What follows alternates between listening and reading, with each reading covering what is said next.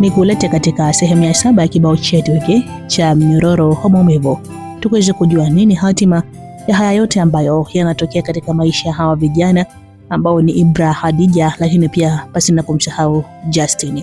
Karibu sana katika sikio lako kuweza kujua nini kimo humu ndani ya history. Mimi naitwa Trishi na hii ni Light Simulizi. Karibu.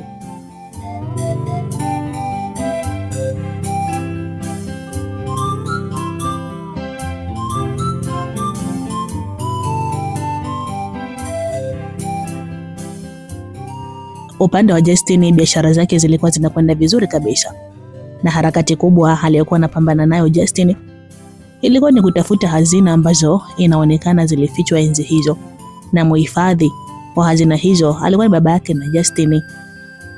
Justin kushirikiana na baadhi ya viongozi wakubwa walitafuta wataalamu wa kusoma ramani, na baada ya kuwapata walipata ile flash. Ile flash disk nyekundu ndio ilikuwa ina ramani nzima sehemu zilipo hizo hazina, na ramani hiyo ilikuwa inahitaji utaalamu wa juu ili kuisoma. Baada ya wataalamu kuisoma hiyo ramani, walitoa maelezo ni wapi hiyo ramani inaonyesha kwamba hizo hazina zilihifadhiwa.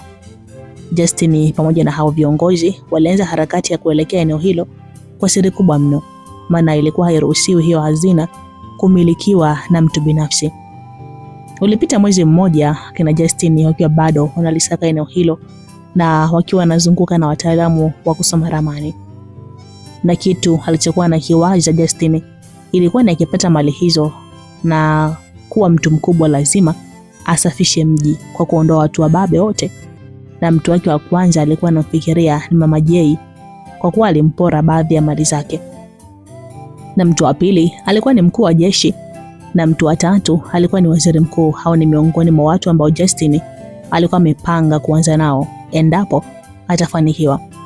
Na plani nyingine ya Justin alikuwa amepanga akizipata hizo hazina anawageuka wale viongozi anaoshirikiana nao pasipo kujua wao wanafikiria nini. Mungu sio athumani bwana. Baada ya miezi miwili kupita, hatimaye kina Justin waligundua sehemu ambako hizo hazina zilifichwa, na ilikuwa ni kule porini ambako kuna pagala ambalo Mama Jay alikuwa anapenda kwenda kufanya mauaji, na eneo hilo kulikuwa na miti iliyopandwa vizuri kabisa.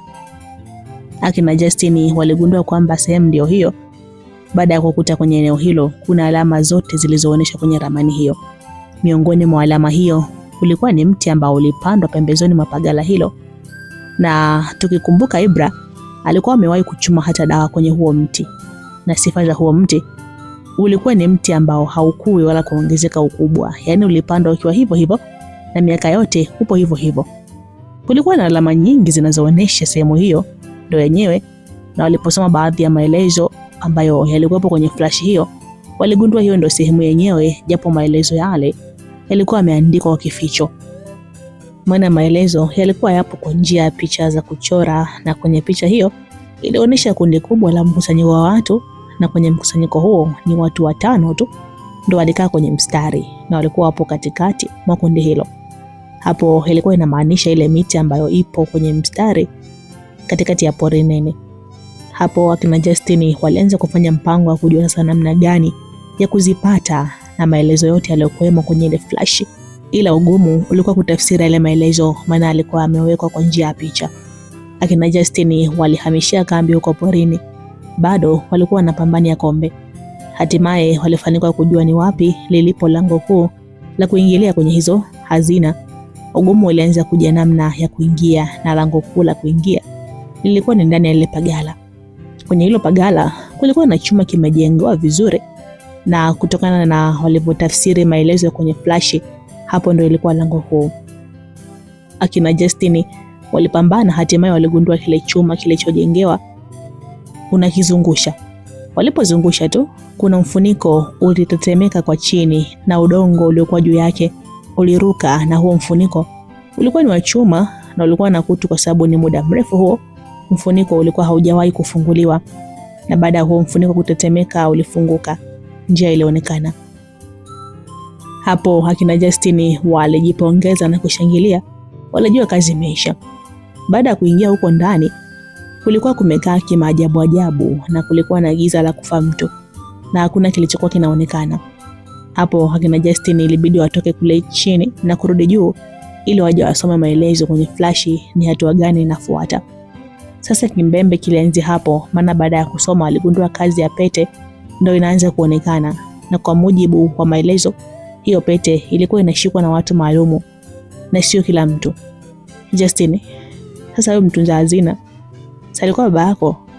Sasa mbona hiyo pete haitoi mwanga kama maelezo yanavyoonyesha? Na inaonekana giza la humu ndani linatolewa na mwanga wa hii pete tu. Hilo lilikuwa ni swali baada ya Justin kujaribu kushika ile pete kila namna, lakini haikutoa mwanga. Hapo Justin ndo alimkumbuka Ibra. Alikumbuka jinsi ile pete ilipokuwa inatoa mwanga ikiguswa na Ibra. Hapo akili ya kumtafuta Ibra ilimjia, maana alikuwa hawana namna, maana mwanga mwingine wote tofauti na mwanga wa ile pete ulikuwa humo ndani haufanyi kazi. Basi walikubaliana kwamba arudi mjini kwenda kumsaka Ibra ili wakamshawishi aje afanye mambo. Justin hakujua atampatia wapi Ibra, ila alijipa moyo kwamba atampata tu. Ulipita mwezi mzima Justin akishirikiana na wale viongozi walimtafuta Ibra, lakini walifeli. Hapo waliamua kumtafuta kupitia vyombo vya habari. Justin kupitia vyombo vya habari alitoa maelezo ambayo aliamini Ibra akiyaona lazima atamtafuta, na aliweka na namba za simu yake. Kweli hiyo njia ilisaidia, maana baada ya siku moja tu Ibra alimtafuta, na siku hiyo Ibra akiwa na Hadija walikwenda na sura zao walijiona kabisa.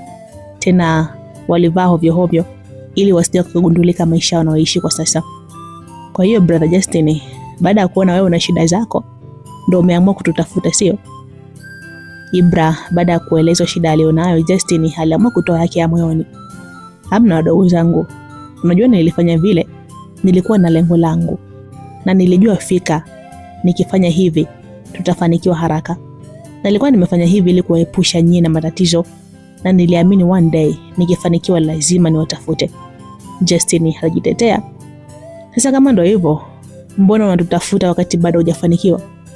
Si uende ukafanikiwa kwanza ndio uje kututafuta? Hadija naye alijibu baada ya kuona analetewa mazoea. Basi Justin alitumia maneno matamu kumshawishi Ibra. Mwisho Ibra alikubali, ila kwa masharti, na alikubaliana kwamba wakizipata hizo hazina, nusu hizo hazina lazima zifanye kazi ya kujenga vituo vya kulelea watoto yatima nchi nzima. Lakini Justin na wale baadhi ya viongozi walikubaliana na masharti yale, ila wao walikuwa na yao moyoni. Basi hakutaka kuchelewa, walimchukua Ibra na kuongozana naye porini ili kwenda kufanya yake, na Ibra hakutaka Hadija aende huko kwa sababu alikuwa hawaamini akina Justin kabisa. Basi ilikuwa jioni, safari ya kuelekea porini ilianza, na kwa kuwa walikuwa na usafiri walitumia masaa 6 kufika eneo la tukio, na walifika usiku. Kwa kuwa ilikuwa ni usiku, alisubiri mpaka pakuche ili kazi ianze. Hatimaye ilifika asubuhi, na ndo ulikuwa muda mwafaka wao kuingia kule ndani wakiwa na Ibra ili wakajionea kama kweli yale aliyomo yamo ama ni mizinguo tu. Wakati wanaingia mle ndani, Ibra kuna dalili alikuwa anaona sio kabisa, na aliona huko ndani hakuna usalama kabisa, maana miguu yake ilikuwa mizito kama kafungwa mawe, na kutokana na uwezo aliokuwa nao alikuwa anamwangalia Justin mara mbili. Kabla ya kuingia alimuita Justin pembeni ili wazungumze mawili matatu. Kamwambia, hivi bro, hawa watu ulionao unaamini kabisa? Ibra aliuliza huku akiwa anaangalia wale watu wengine ambao kwa idadi yao walikuwa 7 na Justin alikuwa 8, na hao watu walikuwa ni viongozi wakubwa wa serikali, wengine walikuwa mawaziri kabisa. Ibra, ondoa shaka, kila kitu kipo kwenye mstari. Sio kwamba nawaamini sana, ila kuna mpango mkakati nimeupanga juu yao, Justin alijiaminisha.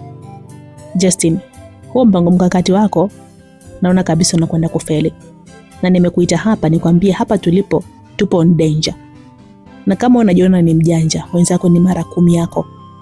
Ibra aliongea kwa kumaanisha, kwa sababu kutokana na uwezo wake alikuwa anahisi kabisa kile kinakwenda kutokea muda sio mrefu. Ibra, una maana nini usema hivyo?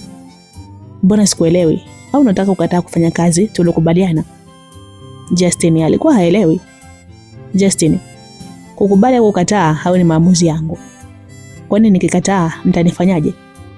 Ibra aliuliza kwa ujeuri. Acha ujinga dogo. Yaani tumekusumbukia mwezi mzima. Tumefika eneo la tukio unasema upuuzi huo. Yaani utake usitake, utafanya tu.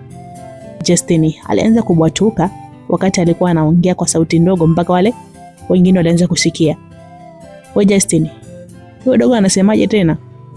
Kiongozi mmoja aliuliza, ambaye alikuwa ametulia pembeni na alisikia Justin anapobwatuka.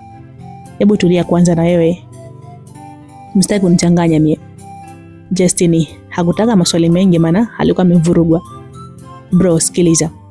Chagua moja. Tuingie huko ndani tukafanye kazi ya tokea kutokea au tuahirishe kwa usalama wote."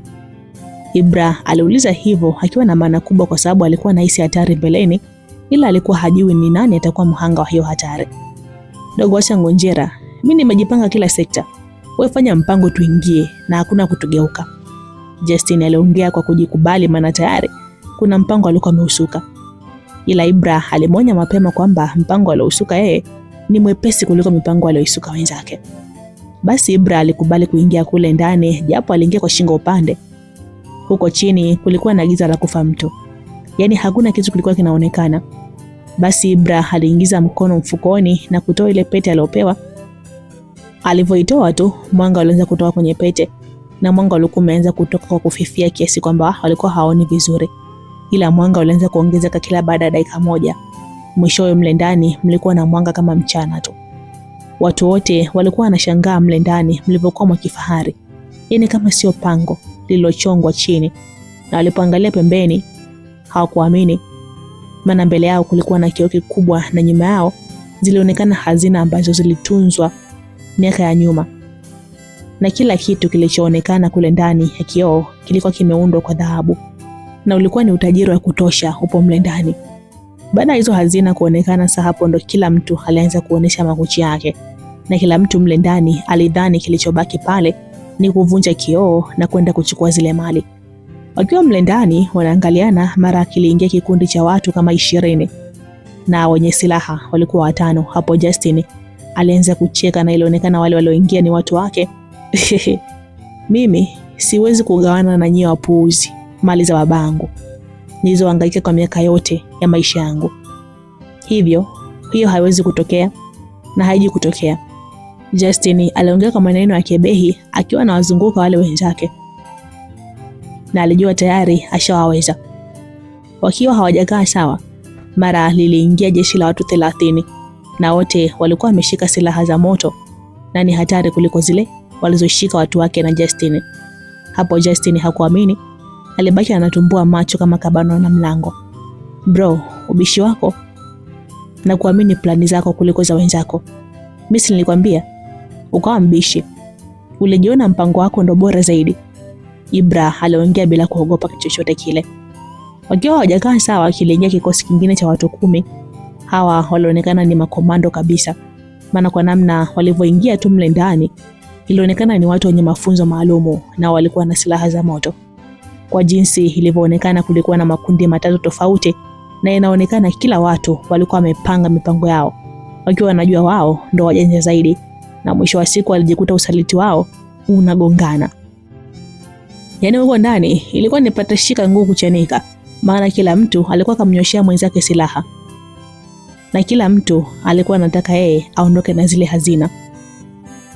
Hapo Ibra aliona kabisa Justin na lile jeshi lake wanakwenda kufeli hiyo vita.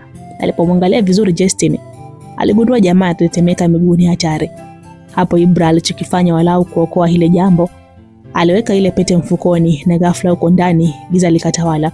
Kilichoanza kusikika huko ndani ni milio ya risasi na haikueleweka nani anamshuti nani.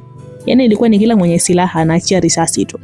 Ibra naye kuna risasi ilimpitia, ila kutokana na uwezo wa Ibra hiyo risasi haikupenya. Zilipita kama dakika 5 hivi. Kulikuwa kimya na inaonekana kila mwenye silaha alikuwa kaishiwa risasi. Yaani hapo ilikuwa inasikika miguno tu ya watu wakiugulia maumivu. Zilipita kama dakika 5 nyingine. Ibra baada ya kuona kimya aliamua kutoa ile pete ili aone nini kinaendelea.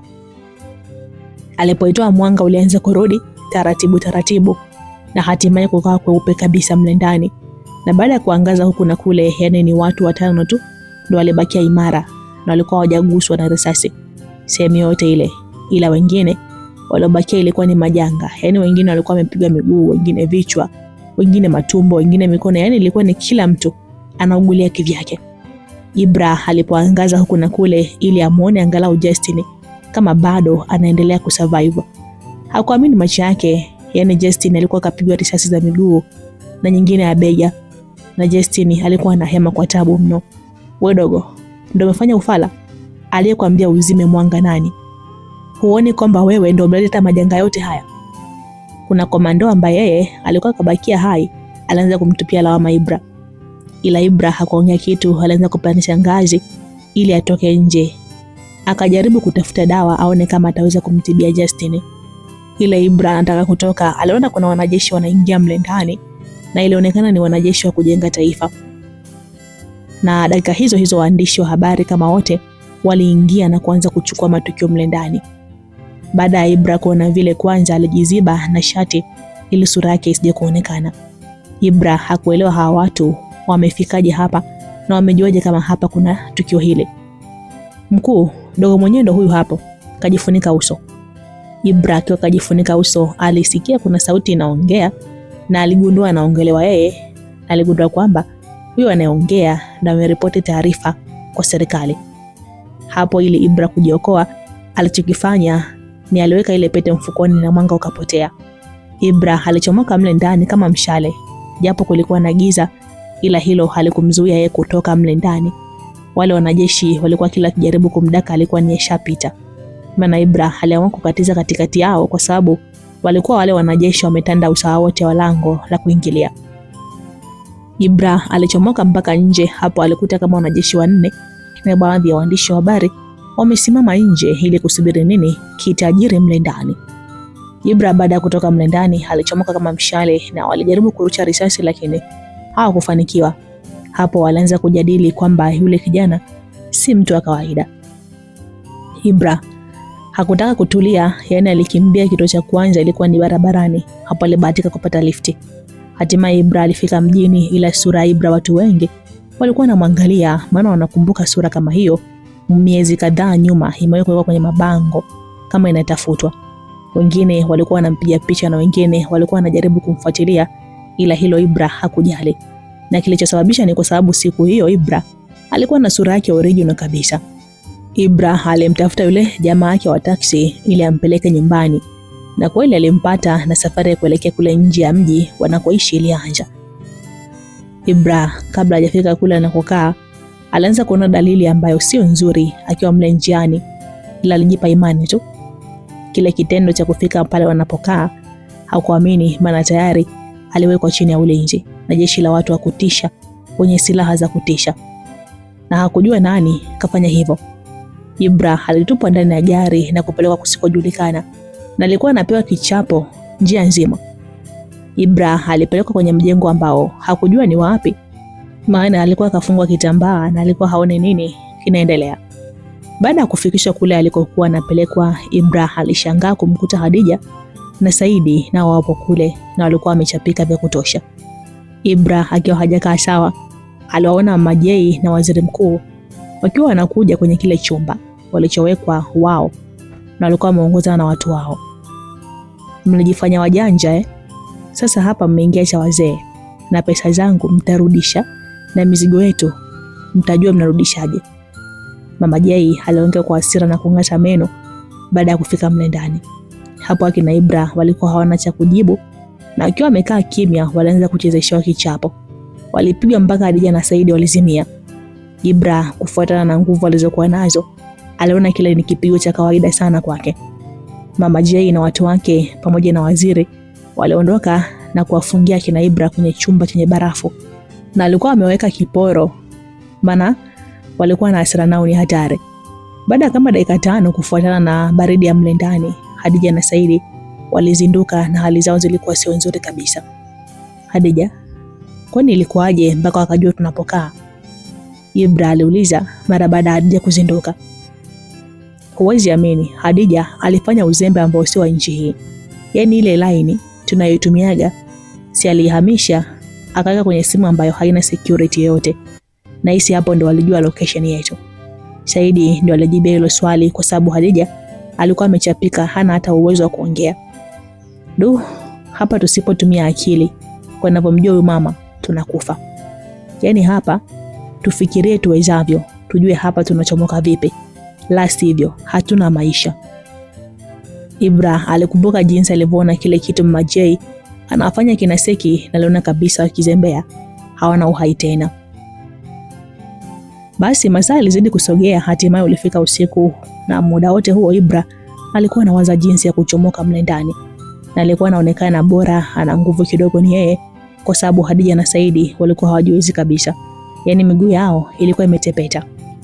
Ibra alipata akili mpya. Alianza kugonga ule mlango kwa nguvu na kwa vurugu ili aone kama kuna mtu yeyote karibu. Na kweli baada ya muda zilikuja njemba mbili zilikuwa zimekasirika kweli. Yaani nyemba dogo, mmeamua kutuharibia usingizi, si ndio manake? Anayegonga hovyo hovyo ni nani? Njemba moja iliuliza kwa hasira, "Brother, sorry, tunajua mpo kazini na nyinyi hapa mnalipwa, na siku zote wanakuambia kazi ni popote, cha msingi kipato. Tunaomba fanya mpango, tutawalipa mara 5 zaidi ya mnavyolipwa."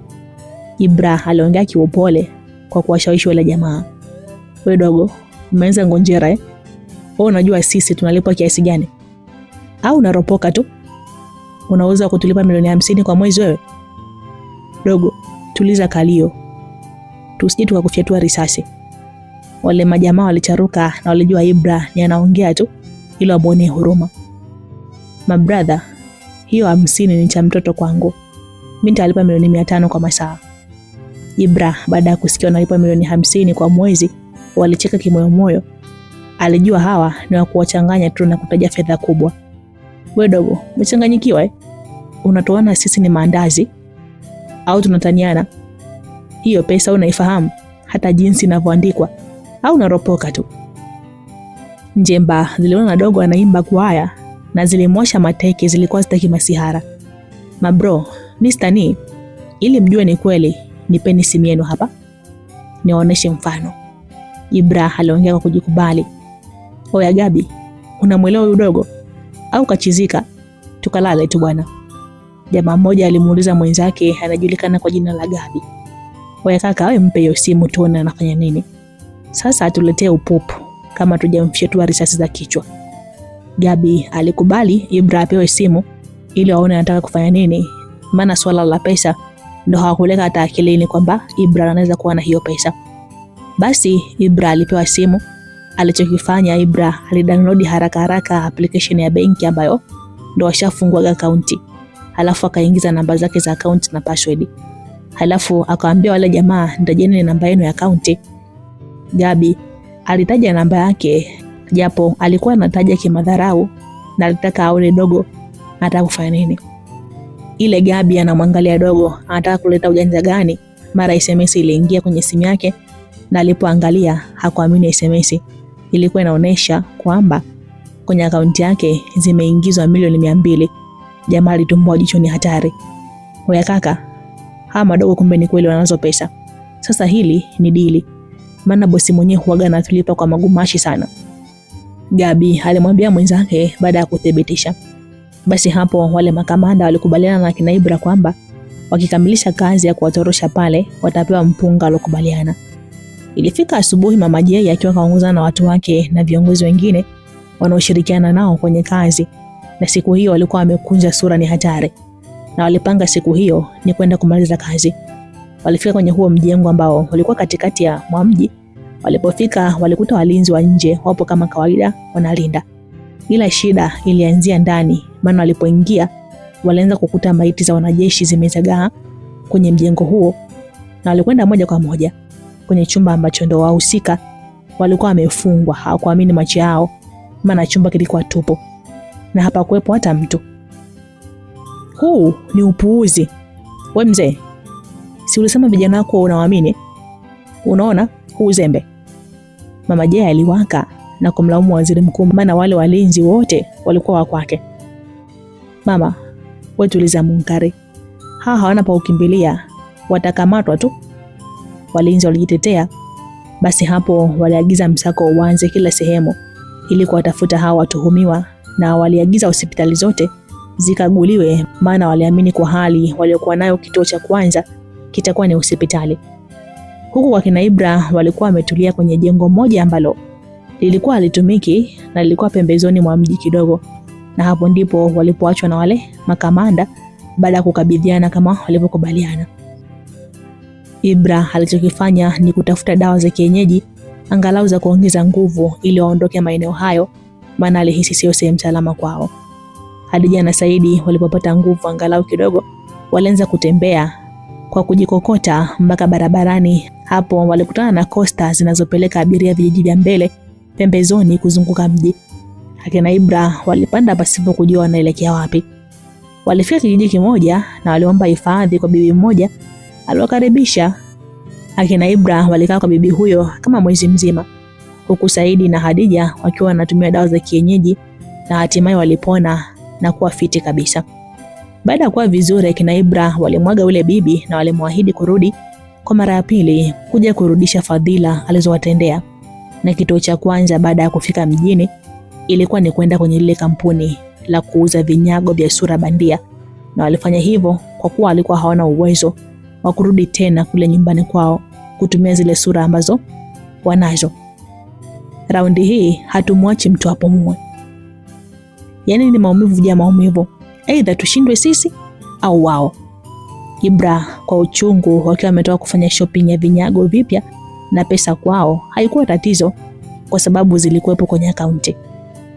Akina Ibra kwa kuwa alikuwa na sura mpya kabisa, hapo walikuwa wanatembea bila wasiwasi, na walichokifanya ni kwenda kwenye nyumba yao walioiacha kule Uswahilini, na bahati nzuri hawakuwa wamepangisha mtu hata mmoja.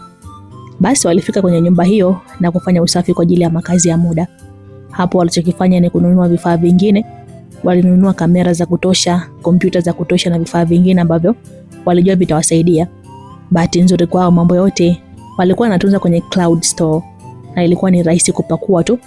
Kwa hiyo walichokifanya ni kurudisha video zote za siri na dokumenti nyingine za siri. Jamani, sasa naamini hapa tukiwa makini tu hawezi kutukamata tena. Ila tukifanya uzembe kama alofanya Hadija mara ya kwanza tumekwisha. Saidi aliongea wakiwa na seti mitambo yao vizuri. Baada ya kupanga mipango yao yote ya mapambano, waliamua kutulia na kufungua TV ili angalau waangalie taarifa za habari ambazo zinajiri.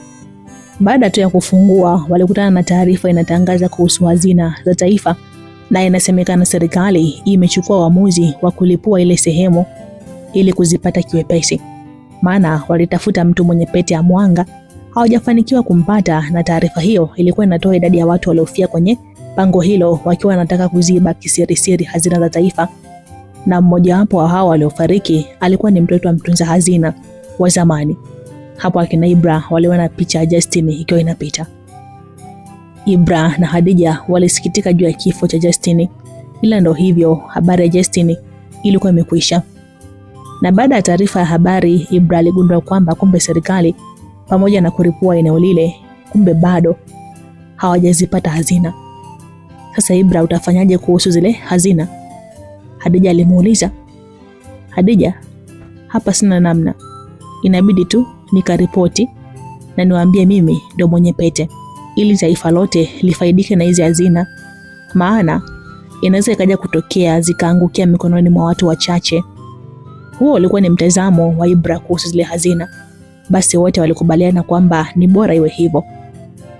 Huku kwa Majei na watu wake, mambo yalikuwa yanakwenda kichwa chini miguu juu, yani hayasomeke, maana uchumi ulikuwa umeyumba vibaya mno. Na Majei alikuwa anadaiwa madeni na wafanyakazi wake pamoja na walinzi wake anaowatumiaga kwenye mambo yake.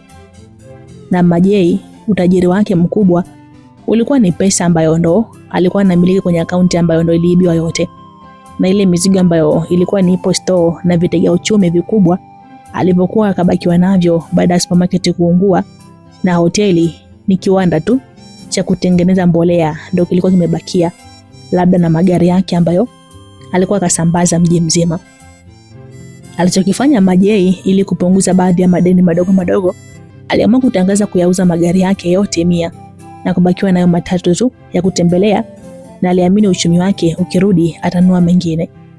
Baada ya kutangaza kuyauza, kuna tajiri aliyeitwa Jabir alijitokeza na kununua magari yote na alimwambia Majei kwamba asisite kumtafuta endapo anataka kuuza kitu kingine. Basi Majei alifanikiwa kuwalipa wafanyakazi wake na kubakiwa na pesa kidogo.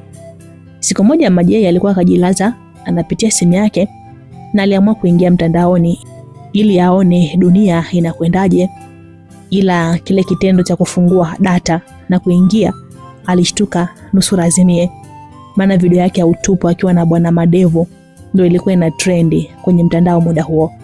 Baada kama dakika 5 Madevu alifika akiwa naye haelewi nani kafanya vile. Bosi, ina maana wale madogo walotoroka siku ile ndio wameamua kutufanyia huu upuuzi.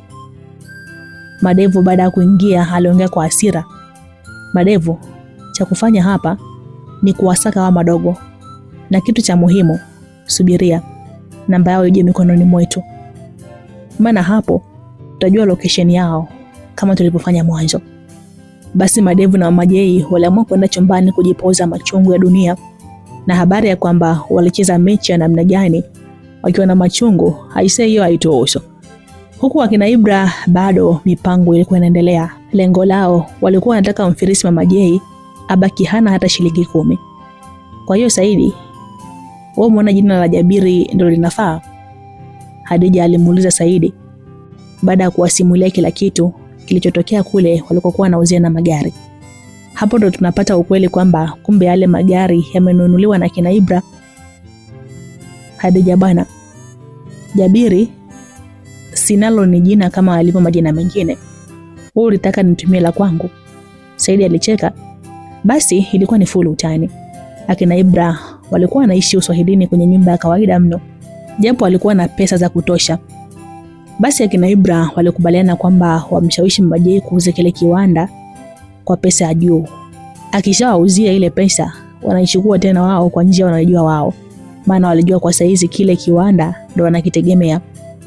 Basi bwana, Saidi kama kawaida akiwa na sura feki na jina lake la Jabiri alimpigia Mama Jay simu, maana walikuwa washajenga urafiki baada ya Mama Jay kumuuzia bwana Jabiri magari kwa bei nzuri. Kutokana na kiwango cha pesa ambacho Saidi alikitaja, ilikuwa ni ngumu kwa Mama Jay kukataa, maana pesa iliyotajiwa ilikuwa na uwezo wa kujenga viwanda kama hivyo viwili na change kubaki. Basi walipanga siku ya mauziano na mashahidi kutoka serikalini kabisa walitakiwa kuwepo. Na huko upande wa pili akina Ibra walikuwa wamepanga kwamba watakapomuingizia pesa tu kwenye akaunti yake, basi baada ya masaa 6 wataidukua ile akaunti na kuhamisha pesa zote. Basi ilifika siku ya mauziano kama kawaida, kila kitu kilikwenda kama walivyopanga. Hatimaye walikabidhiana nyaraka zote na kila mtu alisaini sehemu anayotakiwa kusaini. Mama Jay alirejea nyumbani akiwa na furaha kweli, na John naye alikuwa na furaha kwa sababu aliahidiwa na mama yake kwamba kila kitu kitakwenda sawa na atapewa robo ile pesa afungue miradi yake. Siku hiyo Mama Jay alilala unono kabisa, akiwa anajua na pesa za kutosha na hata sumbuliwa na mjinga yote ule, maana tayari kuna baadhi ya viongozi walikuwa washaanza kumpotezea baada ya kugundua hana jipya. Mama Jay aliamka asubuhi na mapema na aliamkia kuwasha simu yake. Ile simu inawaka tu, alikutana na ujumbe kutoka benki ikimpongeza kwamba amefanikiwa kuhamisha pesa kutoka kwenye akaunti yake kwenda kwenye akaunti nyingine. Kitendo cha Mama Jay kuona hiyo SMS, alikumbuka iliyomtokea nyuma. Hapo alipiga kelele na kuzimia, maana mapigo ya moyo yalikuwa yamemzidia. Jioni baada ya kusikia kelele za mama yake, alikimbilia chumbani kwa mama yake kuona nini kimetokea. Alimkuta mama yake kazimia. Hapo alichokifanya ni kumpigia simu Madevu, na baada ya hapo alimbeba na kumwaisha hospitali.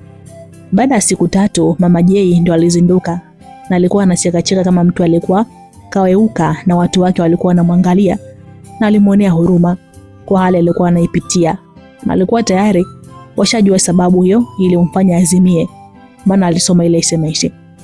Baada ya kama wiki 2 za Mama Jay kukaa pale hospitali, hatimaye akili ilikaa sawa na akaruhusiwa kurudi nyumbani. Hatua ya kwanza aliyoifanya ni kwenda kumfungulia kesi bwana Jabiri kwa kumtapeli pesa zote. Baada ya kufungua ile kesi, hapo kesi ilianza kusikilizwa, na ulipita mwezi ile kesi ikiwa inasikilizwa, na Mama Jay alijikuta anaishiwa pesa kabisa kwa ajili ya kuendesha ile kesi, na alichokuwa amebakiwa nacho ilikuwa ni ile nyumba anaoishi tu, maana gari alizokuwa kabakia nazo aliziuza zote akiwa na imani kwamba ile kesi atashinda. Hatimaye hukumu ya kesi ilikuja kusomwa na Majei alionekana mashtaka yake hayana tija, maana kama ni pesa alikabidhiwa hundi na kuingiziwa pesa na mashahidi wakiwa wanaona hilo swala la kutapeliwa alikuwa na ushahidi wowote. Basi Majei alibakia mtu wa kulia muda wote, maana pesa kwake ilianza kuwa kuisaka kwa manati. Japo alikuwa anaishi kwenye nyumba ya kifahari, ila pesa kwake ilikuwa changamoto, na ilifika hatua anakosa mpaka pesa ya kula. Yeye na mwanae wakaamua kuuza vitu vya thamani vya ndani, na madevu alikuwa ashaanza kupunguza mazoea na Majei, maana aliona kile kilichokuwa kinamweka yeye karibu na Majei hakipo tena, na yeye alikuwa anafanya kile Majei anasema kwa ajili ya pesa tu. Upande wa kina Ibra hapo maisha yalikuwa yanakwenda vizuri, na ilikuwa nao nizamu yao kula kwa mirija, na waliamua kuhama kule Uswahilini ni baada ya kununua miongoni mwa mijengo ya kutisha hapo mjini, na kwenye huo mjengo palijulikana kwa jina la Mr. Jabiri Paradise. Maana watu wengi waliamini ni mjengo wa tajiri Jabiri, na kutokana na ufahari huo wa mjengo waliupa jina la Paradise. Basi kama walivyokubaliana kuhusu zile hazina, Ibra akiwa na sura bandia aliamua kuitisha waandishi wa habari na kusimulia kila kitu kuhusu zile hazina, na aliahidi kusaidia serikali kuzipata zile hazina ili iwe faida kwa taifa lote. Basi kwa maamuzi hayo Ibra aliitwa mpaka Ikulu kwenda kupongezwa, na alipewa jeshi la kutosha na vifaa vya kila aina kwenda kule porini kuzichukua zile hazina. Kweli kama walivyokubaliana, Ibra akiwa kaongozana na jeshi akiwemo na mkuu wa majeshi, na kwa kuwa palikuwa pameripuliwa ovyo, mlango ulikuwa ushazibwa. Ilibidi waanze kufukua ili kupata mlango, na kweli walifanikiwa kupata mlango japo kwa mbinde. Wakiwa bado hawajaingia, Ibra alianza kuhisi hatari mbele yake, maana aliona miguu mizito na inauma, na awamu hii ilikuwa tofauti. Yaani miguu ilikuwa inauma tofauti na alivyozoea, kwamba huwa miguu inakuwa mizito kama kafungwa mawe, na kitendo hicho kilionyesha kwamba yani hatari iliyopo mbele yake akizembea ni zaidi ya hatari. Ibra kwa kuwa alikuwa shafika na jeshi zima lilikuwa linamtizama yeye, akaweka mwanga mle ndani. Aliamua kujikaza, alisogea mlangoni ili aingie. Kutokana na ukubwa wa hatari iliyopo mbele yake, Ibra aliona kama kuna kitu kinavuta miguu kumrudisha nyuma ili aingie, na kichwa chake alianza kama kusikia vilio vya watu wakilia na kulitaja jina lake. Hii ilikuwa inatokana na Ibra kuwa na nguvu ambazo zilikuwa zinafanya kazi ya ulinzi. Hapo Ibra aliona hawezi kupingana na ukweli. Alipowatazama wanajeshi, aligundua nyuso zao ni za kinafiki juu yake, na aliona kuna ishara zinapita kati ya wanajeshi hao. Hapo aligundua muda wote anaweza akawa ni sadaka. Ibra alikuwa anaangaza huku na kule ili ajue nini cha kufanya, na yeye alikuwa yupo katikati ya wanajeshi. Dogo, mbona kama unajiuliza? Fanya faster, tuzame ndani, kazi ifanyike, hatuna muda wa kupoteza kabisa. Mkuu wa majeshi alitoa amri baada ya kuona Ibra aganda mlangoni. Mkuu, unajua hapa nimebanwa na haja, ndio maana najiuliza nijisaidie kabisa ili tuingie huko ndani iwe jumla mpaka kazi iishe, au niingie alafu nikizidiwa sana nitatoka. Ibra aliongea ili awasome akili zao. Basi jisaidie kabisa, maana tukiingia huko ndani hatutaki mambo ya kijinga. Mkuu wa jeshi alijichanganya kumruhusu Ibra akajisaidie. Ibra alipewa wanajeshi 3 wamsindikize kwa usalama zaidi, maana Ibra ndo alikuwa kama ufunguo. Basi kwa kuwa ilikuwa ni porini, walikwenda pembeni kidogo na kumwambia Ibra ajisaidie hapo. Ibra aliwaomba waangalie pembeni akiwa anajisaidia. Baada ya wale wanajeshi kuangalia pembeni, kilichofuata hapo ni kazi ya miguu.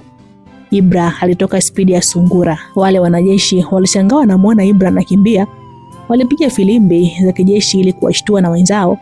Hapo Ibra alianza kukimbizwa, ila kufuatana na spidi za Ibra hakuambulia kitu, yaani alipotea kabisa. Ibra hata baada ya kufika barabarani hakutaka kusimama, aliendelea kukimbia, maana alihisi bado anakuja. Alikimbia kama lisali moja hivi. Bahati nzuri kwake alipata lifti mpaka mjini, na kwa kuwa kulikuwa ushakuwa usiku, alinyoosha moja kwa moja pale wanapoishi na alibisha hodi. Akina Saidi waliangalia kwenye mifumo yao nani anagonga. Walipogundua ni yeye, waliruhusu mlango ufunguke, maana mlango wa geti kwenye hilo jengo ulikuwa umejengwa kiusalama zaidi. Yaani mtu wa ndani ndo anabonyeza halafu unafunguka na haina haja ya kuwa na mlinzi. Basi zilipita siku 2, Ibra alianza kuona taarifa ya kwamba yeye kalitelekeza jeshi porini na kukimbia wakati aliahidi kulisaidia taifa kuzipata zile hazina. Basi hizo taarifa zilimuuma sana Ibra na alikuwa hataki kuonekana yeye ndo mbaya. Kitu ambacho alikifanya Ibra, alijirekodi video akielezea jinsi ilivyokuwa, na alielezea wazi kwamba rais wa nchi pamoja na jeshi walikuwa wanataka wajinufaishe wao zile mali na walipanga kumuua. Baada ya kurekodi hiyo video, aliisambaza kwenye mitandao. Ndani ya dakika 5 hiyo taarifa ndio ilikuwa na trend na comment za kutosha za watu wengi walikuwa wanamtupia lawama rais. Na ukichukulia jinsi wananchi walivyokuwa wamemchoka, yani kila raia aliangalia hiyo video alikuwa na comment la kwake. Wengine walikuwa wanampongeza Ibra kwa ujasiri aliofanya. Hicho kitendo kilimfanya rais apandwe na hasira na aliona kama bwana mdogo kamdhalilisha, na aliagiza jeshi lisitishe kazi ya kutafuta hazina, wamtafute Ibra popote alipo, maana kamvunjia heshima. Jeshi lilikuwa linaparangana kumtafuta Ibra bila mafanikio yoyote. Mara mtandaoni zilianza kuzagaa video zikimuonesha waziri mkuu na mkuu wa majeshi wakiwa na majei wakiwa wanafanya biashara haramu na wanaua watu. Hizo video ziliachiwa na kina Ibra baada ya kuwa wamekaa nazo muda mrefu, na walipoona sasa viongozi wanataka kuleta mazoea ndio waliamua kuziachia. Yaani huko mtaani kila mtu alikuwa na ropoka lake. Wengine walikuwa wanataka rais na watu wake wang'atuke madarakani. Yaani nilikuwa kukaliki, na wale wananchi wenye serikali waliamua kumvamia Majei na kumchoma kila kitu chake, maana waligundua yeye ndo mnyonge wanayemuweza. Na kilichowaudhi sana ni kuona zile video za mauaji, yani watu walikuwa wanauawa kikatili, halafu mili yao ndio inatumika kusafirisha madawa ya kulevya.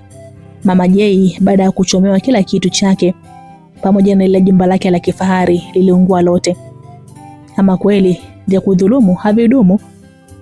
Yani Mama Jay ndo alikuwa anajionea mjengo wake unateketea hivi, na alikuwa hakuna alichobaki nacho. Na baada ya kukosa pa kwenda, aliamua kwenda kwa Bwana Madevu angalau apate pa kukaa kwa siku 2-3. Na kitu kibaya, hata zile nyumba alizokuwa amerithi kutoka babake Hadija alizibomoaga na kujenga kiwanda eneo hilo. Kwa hiyo alibakiwa na nguo tu alizokuwa kazivaa. Kwa kweli tuishi kwa wema, kwa sababu kesho yetu hatuijui, maana kilichomtokea Mama Jay ni aibu. Vyama vya upinzani baada ya kuona serikali ipo kwenye mlango mwembamba, nao ndo walipata hoja na kuanza kukonga nyoyo za wananchi. Na wananchi wengi walikuwa wanamuomba Bwana Jabir ndo agombewe rais awamu ijayo, kutokana na alivyokuwa anatoa misaada kwa watu wasiojiweza nchi nzima. Na hawakujua kama Jabir ni jina ambalo hakuna mwenye nalo, yani hilo jina alikuwa anaitumia Saidi na kuwakilisha akina Ibra, na misaada yote akina Ibra ndo walikuwa wanaitoa. Basi maisha yaliendelea huku akina Ibra wakiwa bado wanaendelea na mipango yao. Hivi Ibra, ushapeleleza kwamba baba yako mdogo anaishi wapi mpaka saizi? Hadija alimuuliza Ibra wakiwa wamekaa wanaangalia movie. Bwana we, yule nilisikia kahamia kule bondeni kwa sababu aliumbaga kiuchumi na aliuza ile nyumba yake akaenda kununua nyingine ya bei nafuu kule bondeni. Ila kwa saizi sijui anaishije, Ibra alijibu. Pipi, bado unamfuatilia au ndo ushamuonea huruma tayari? Hadija, hivi unanionaje? Unaona mimi ni mtu wa huruma sana eh? Wewe unafikiri mimi ningekufa siku ile nimefukiwa hai ingekuwaje? Sasa Ibra, mimi sina kuuliza tu, kwani ugomvi jamani? Ndo ulizagea maswali yenye vichwa sasa. Sio kuniletea maswali yenye vilema. Na ujiandae kesho tunaanza kumlia timing. Yani yule lazima ajutie. Ibra, huoni kama utawatesa wale watoto wadogo? Hadija, ambalo unasema ni kweli, ila baba yao ni lazima alipie kwa alichonifanyia. Ila wale watoto na mama yao tajua cha kufanya. Basi ilipita wiki moja, akina Ibra walianza kumpeleleza Bati ambaye ndo alikuwa babake mdogo na Ibra. Na baada ya upelelezi kwa muda mrefu, waligundua Bati anaishi maisha ya kawaida tu na alikuwa anamiliki duka la hardware tu ambalo ndo lilikuwa linamsaidia kuendesha maisha yake na familia yake. Akina Ibra hawakutaka kuhangaika naye kwa kuwa alikuwa na video za Bati akifanya mauaji kule dampo. waliamua kwenda kumchomesha polisi na kumfungulia kesi ya mauaji pamoja na uuzaji wa madawa ya kulevya. Baba T siku moja akiwa amekaa kwenye duka lake la hardware yeye na mke wake, askari walifika pale na kumwambia anashtakiwa kwa kosa la mauaji na uuzaji wa madawa ya kulevya. Hapo Baba T hakuwa na mashaka kwa sababu alijua hajaua mtu yote, na kuhusu hiyo biashara yeye ashachaga kitambo. Na kibaya alikuwa amesahau matukio alikuwa anayafanyaga nyuma. Basi kesi ile ilianza kusikilizwa pande zote mbili, na kina Ibra wenyewe kesi yao walimkabidhi wakili wao, kwa hiyo wao walikuwa hata mahakamani hawafiki.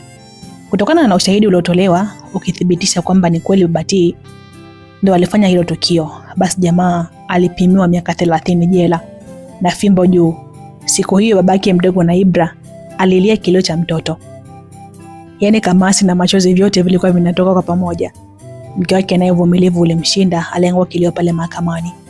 Nao watoto walikuwa wanalia kivyao, mpaka watu waliokuja kushuhudia ile kesi inavyoendeshwa walionea huruma, yaani paligeuka kama msibani. Baba T akiwa katulia ndo anaandaliwa ili apelekwe gerezani, alishtuka baada ya kumwona Ibra mbele yake. Yaani aliona kama mzimu, maana yeye maisha yake yote anajua Ibra alikufaga. Ibra, Baba T aliita kwa ushangaa huku mdomo ukiwa wazi.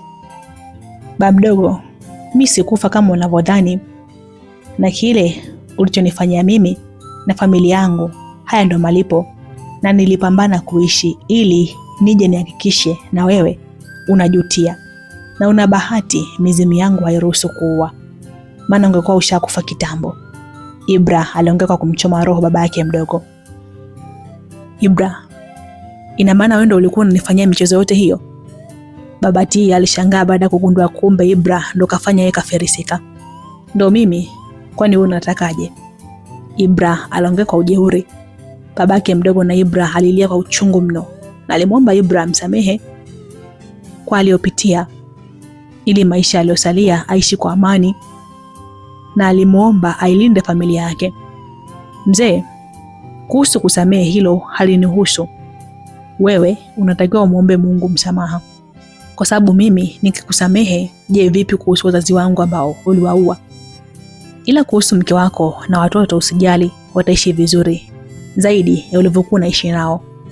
Ibra aliongea hivyo na kuondoka, na mazungumzo yote hayo Mama T aliyasikia vizuri, na alishangaa ile habari ya kwamba mume wake aliua ndugu yake ambaye ndo babake na Ibra kwa ajili ya mali.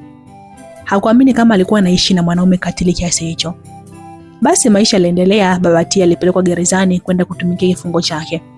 Ibra aliamua kumfungulia miradi mikubwa mke wa babake mdogo ili awalee watoto ambao ni kama wadogo zake kwa maadili mazuri na mazingira mazuri. Huku kwa Majei mambo yalikuwa yanazidi kuoza kabisa, maana maisha yake yalikuwa kujificha ficha, maana muda wote alikuwa anatafutwa na serikali ili akajibia ile klipu iliyosambazwa, na muda wote yanayotafutwa alikuwa amejificha kwa madevu. Maisha alikuwa anayaishi yalikuwa ni ya kunyanyasika, yani madevu alikuwa anamnyanyasa vibaya mno. Ila ndo hivyo Majei hakuwa na namna, maana aliamini akikamatwa anakwenda kufia jela. Na muda wote huo haikujulikana Joni yupo wapi, maana tokea siku wachomea vitu vyao Joni alikuwa hajaonekana tena. Huku upande wake na Ibra walikuwa wanafikiria namna ya kuzipata zile hazina, maana tayari mpango wa kuishirikisha serikali ulikuwa ushafeli, na kwa muda huo serikali ilikuwa imparanganyika, maana waziri mkuu na mkuu wa majeshi tokea kusambaa kwa zile video waliachia ngazi zao na kupotelea kusikojulikana, na rais alikuwa anashinikizwa kujiuzulu, maana kazi ilikuwa imemshinda na aliyekuwa anapigiwa chapuo ni bwana Jabiri. Basi akina Ibra baada ya kufikiria sana kuhusu zile hazina walipata kitu cha kufanya ambacho wao waliamini kitafaa zaidi kwa taifa zima. Ulipita mwezi mmoja, akina Ibra walikuwa wanafanya mipango mikakati ili kuzipata zile hazina, na waliamua kufanya mpango huo kisiri wakiwa wanashirikiana na baadhi ya viongozi wachache ambao ni waaminifu. Basi waliamua kutafuta vijana wenye nguvu ili wakamilishe mpango, maana walijua wakizidi kuchelewa hiyo hazina inaweza kupotelea mikononi mwa watu wabaya. Basi kama mpango ulivyokuwa, Ibra na kundi lake walianza safari kuelekea porini, na walitoka usiku mjini ili wasije wakashtukiwa, na kwa kuwa walikuwa na usafiri baada ya masaa 6 tu walikuwa washafika kwenye eneo la tukio. Ilipofika asubuhi, hawakutaka kuchelewa, kazi ilianza kufanyika. Waliingia ndani ya ile pango kwenye zile hazina. Ibra alitoa pete na kuangaza mle ndani. Hapo hazina zilionekana, ila zilikuwa zimezibwa na kioo. Kibaya zaidi, akina Ibra hakuwa na flash diski yenye maelekezo namna ya kuvuka kwenye kile kioo. Akina Ibra walichukua uamuzi wa kuvunja kile kioo, maana walikuwa hawana njia nyingine. Kile kitendo cha kuanza kuvunja kutumia vyuma, kuna cheche za umeme zilianza kutoka kwenye kile kioo na kuwaunguza. Cheche zilipiga kama dakika 5 na kutulia, na kioo kilikuwa kionyeshi hata dalili ya kuvunjika. Na zile cheche ziliwaunguza watu wote ambao walikuwa mle ndani. Yaani kila mtu alibabuka kivyake na alikuwa anasikilizia maumivu kivyake. Mtu ambaye alipona na zile cheche ni Ibra, na hii ilikuja kutokana na nguvu alizokuwa nazo. Hapa inaonekana kuna mtego mkubwa. Na hiki kioo, ili kukifungua inatakiwa itumike akili ya ziada.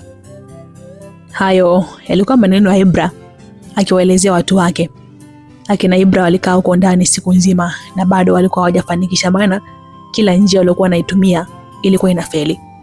Akina Ibra walikaa huko porini zaidi ya wiki 2 na walikuwa wamepungua, wamebaki wachache, maana wengine walikufa kutokana na mitego huko ndani. Maana siku zingine walikuwa wanakutana na mikuki inachomoka, siku zingine na visu. Yani ilikuwa ni ukigusa tu kile kioo bila mpangilio maalumu ni hatari kwa afya. Akina Ibra kipindi chote hicho walikuwa hawajafanikisha, na walikuwa washaanza kujikatia tamaa, maana ni zaidi ya mwezi ulikuwa katika, bado hawajui nini wafanye. Siku moja waliingia kule ndani, na waliingia tu kama kwenda kutalii na kuziangalia zile hazina kwa mara ya mwisho, maana walikubaliana warudi tu nyumbani. Waliamini zile hazina zina mizimu. Siku hiyo akiwa huko ndani, kiutani tu Ibra aligusisha ile pete kwenye kioo ili aone ni varangati gani itatokea, japo wenzake walipiga kelele asifanye hivyo, maana alikuwa anajua mitego ya humo ndani, ila Ibra hakusikia. Aligusisha ile pete kwenye kioo. Kile kitendo cha Ibra kugusisha ile pete, kioo kilianza kuyeyuka taratibu, mpaka wote walishangaa.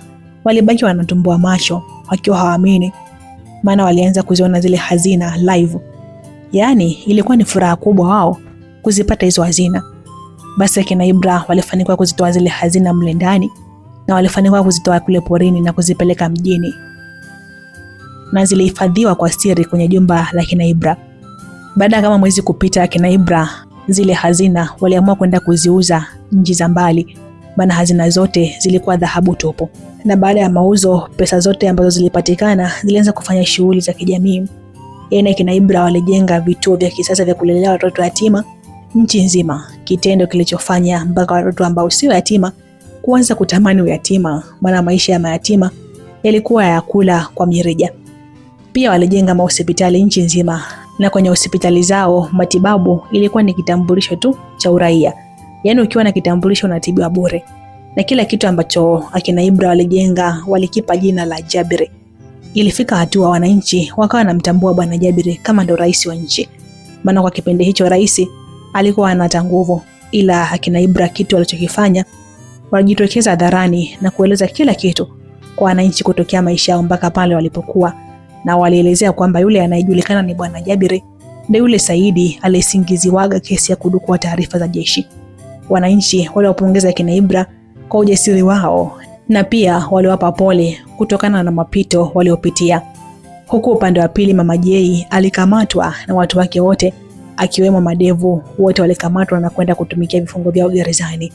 Mtu ambaye hakukamatwa alikuwa ni John pekee, na haikujulikana ni wapi alikimbilia. Ibra, Hadija pamoja na Saidi walibakia kuishi kwa raha mustarehe, na waliishi kama ndugu wa damu. Na Ibra alikuwa afikiri hata kurudi kule kijijini, alikuwa ambiwa yeye ni kiongozi wa wataalamu. Guys, huu ndo mwisho wa simulizi yetu hii ya mnyororo wa maumivu, ama unaweza kaita Ibra. Jamani, natumaini mengi sana ambao mmejifunza kutokana na kibao chetu hiki ambacho niliamua kukileta hapa Light Simulizi. Basi tukutane siku nyingine kwa ajili ya kibao kingine kipya kabisa ambacho naamini utakipenda. Nitakileta hapa Light Simulizi, yani usichoke kabisa kumfuatilia binti Trish. Japo kwa siku ya leo sauti yangu ilikuwa inakwaruza, ni kutokana na shughuli za hapa na pale, vumbi, sina leo tena mvua zimeacha kunyesha. Kwa hiyo vumbi waga linaniathiri sana, sauti waga inakwaruza. So jamani, tukutane siku nyingine kwa ajili ya simulizi mpya ambayo nitaleta hapa Light Simulizi. Lakini nawakumbuka jamani, simulizi ya Joli wa Mjeda bado inazidi kuandikwa. Nitawaleteni kisha kamilika tu, nitawaleteni. Naombeni tu uvumilivu wenu. Naamini hapo mmenipata vizuri, binti Trishi. Love you so much jamani. Tukutane katika kibao kingine kipya ambacho naamini utakipenda. It's me, binti Trishi. Love you so much.